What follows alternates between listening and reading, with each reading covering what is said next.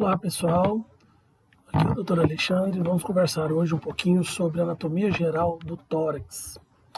Nesta aula nós vamos abordar desde a parte óssea, articular e muscular, culminando com a parte de irrigação e drenagem e alguns pontos de referências no tórax para a ausculta cardíaca e colocação de eletrodos do eletrocardiograma. Pois bem, veja, aqui nós temos a caixa torácica, constituída anteriormente pelo osso externo. Posteriormente nós temos aqui as vértebras torácicas e conectando aqui entre eles as costelas. Estas costelas fazem uma articulação com o externo e posteriormente elas vão se articular com as vértebras torácicas nos seus pontos entre o corpo e também no processo transverso das vértebras torácicas. Você tem aqui uma abertura superior do tórax e embaixo uma abertura inferior da caixa torácica. Ela é constituída de 12 pares de costelas, sendo que desses 12 pares, 7 primeiras são verdadeiras e as 5 últimas são falsas. Dessas falsas, 2 são flutuantes, porque elas não conectam a nada, não tem nem cartilagem aqui. Por que elas são chamadas de falsas? Porque elas não vão conectar diretamente ao externo. As cartilagens se conectam entre si e aí a partir da 7ª que é conectado ao externo, né? E nós temos aqui os espaços entre as costelas, que nós denominamos de espaços intercostais. Os espaços intercostais são referências para passagem de vasos, nervos. Aqui nós temos fixação também de músculos, que nós vamos ver daqui a pouco. Veja só, em relação a essas articulações, o tórax ele apresenta a articulação externo-costal, entre o externo e a costela, onde a primeira é uma sincondrose, por não possuir cápsula articular e nenhuma das outras estruturas de uma articulação sinovial, né? Ela é uma articulação cartilaginosa, tipo sincondrose.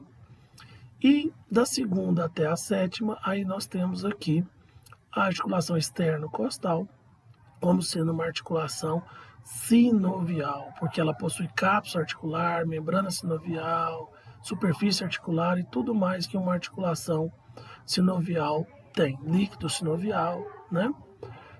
Aqui nós temos, para dar uma estabilidade a essas articulações externo-costais, uma estabilidade aqui na junção da cartilagem costal com o externo, nós temos aqui os ligamentos radiados. Veja só aqui, os chamados ligamentos radiados.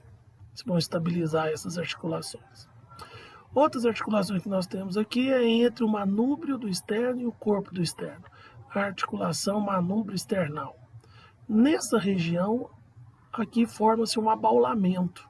E aí é a região que nós caracterizamos como o ângulo do externo.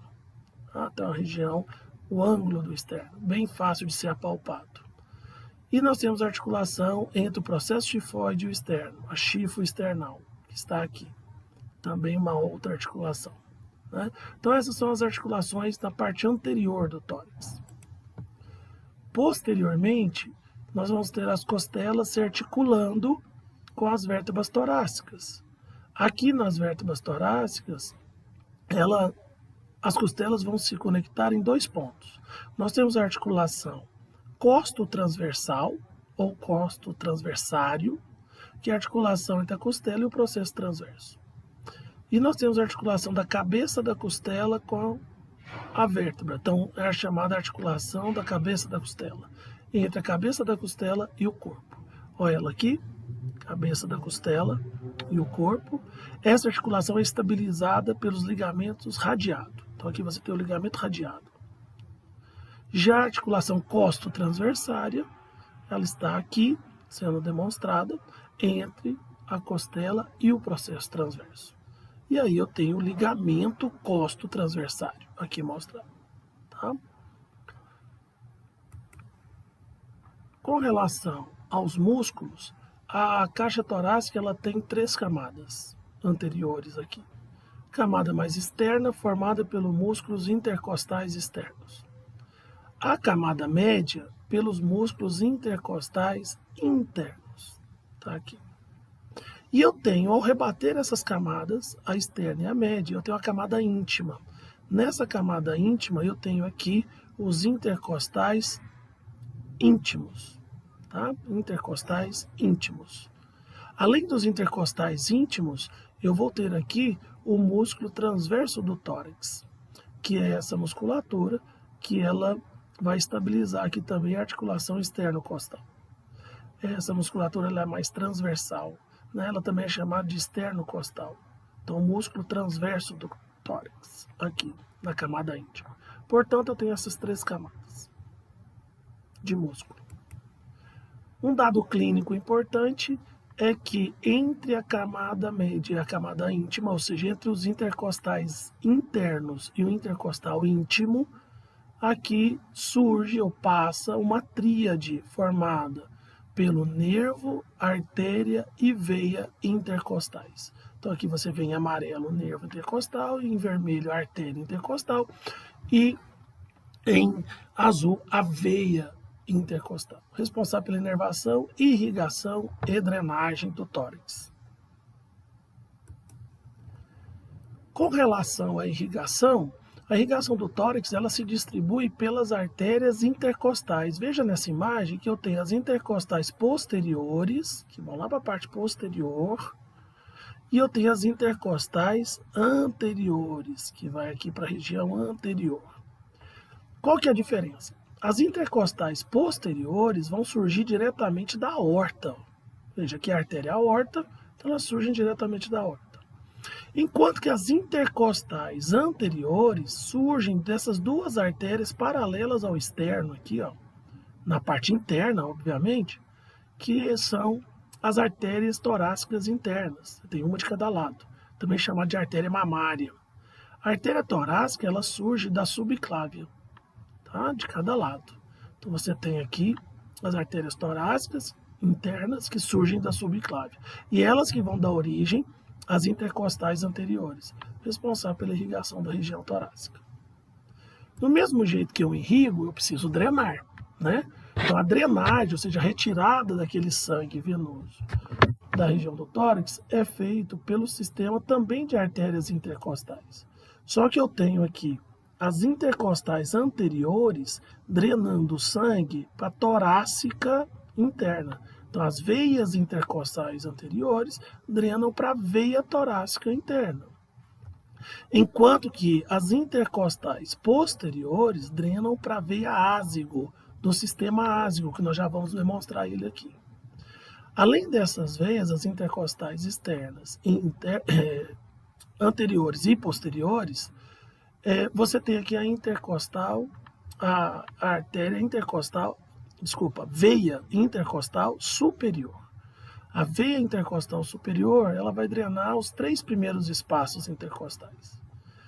Enquanto que abaixo da última costela, você tem a veia subcostal, que vai drenar aí esse espaço abaixo da última costela. Tá? Isso tudo formando o sistema de drenagem do tórax, que também é constituído pelo sistema ázigo. O que é o sistema ázigo? O sistema ázigo é um ponto, uma circulação colateral venosa que interliga a veia cava inferior à veia cava superior. Então, do lado direito, a gente tem aqui a veia ázigo, que vai se originar da lombar interna direita ou da veia renal. Enquanto que do lado esquerdo eu tenho a veia aqui, ó, hemiázigo, que vai surgir ou da lombar direita ou da renal, da lombar esquerda ou da renal esquerda. E essa veia hemiázigo, ela acaba se anastomosando com a ázigo. E eu tenho aqui a veia hemiázigo acessória, logo acima. Veja, esse sistema ázigo é o responsável, tem grande responsabilidade na drenagem aqui também, porque ela vai receber as posteriores, né? E tem grande influência na drenagem das intercostais posteriores e tem grande influência na drenagem, portanto, do tórax. É um sistema em que tem variações dessas anastomoses, onde desemboca cada uma, né? Na maioria vai desembocar no tronco bracocefálico ou diretamente na veia cava superior. Mas o mais importante é que forma uma rede colateral aqui que conecta a drenagem da veia cava inferior à veia cava superior. Em relação aos espaços intercostais, eles têm uma relação clínica importante, por exemplo, na ausculta cardíaca. Então, os focos de ausculta cardíaca das 4 bolhas, né?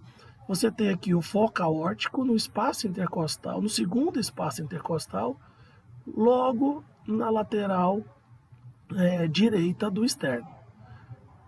O foco pulmonar no segundo espaço intercostal, na lateral do externo à esquerda. O foco da tricúspide no processo tifoide mais para a esquerda. E o foco da mitral, aqui